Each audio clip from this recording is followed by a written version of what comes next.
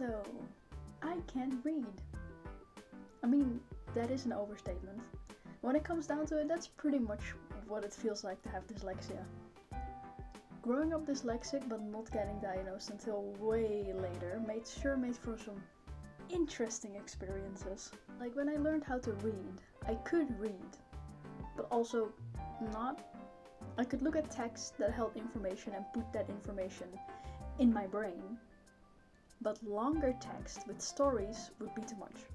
I would be so focused on trying to read correctly that the story would just slide past me. Wait, how did something's happen? Wait, no, that was wrong. Hey, you! Get back here! It took quite a while for me to learn how to make reading so easy that I could actually dream away instead of hyper-focusing on the words, trying to actually read what is there. This was mostly because now reading is for me and not for school, so making mistakes isn't as big of a problem as it used to be. I'm not getting a test at the end of the day where they're like, so what exactly is this thing that happened in the book? You read it wrong? Minus points, go back to class. The biggest struggle with dyslexia has always been spelling.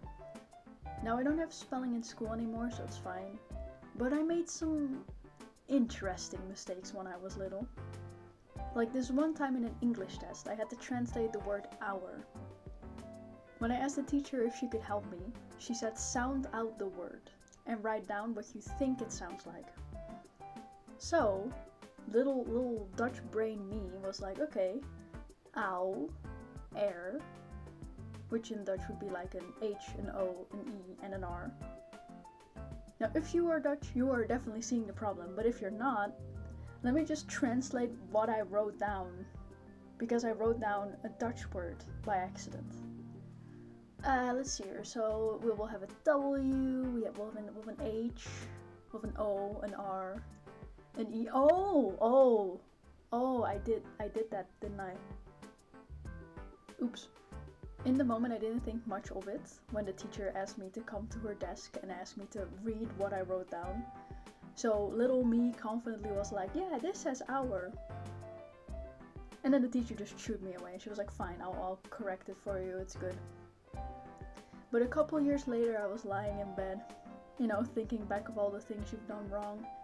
And then when this thought came back into my brain, I was like, oh! At least the teacher was nice about it. Another time in school, a teacher failed my entire test, the whole thing, because she couldn't read my handwriting. It's like a thing with dyslexia, that you just have bad handwriting. And because of that, our school has a system that if you have a little card that you're dyslexic, you could get a laptop that was from school. You could only have Word on there, nothing else. They would know.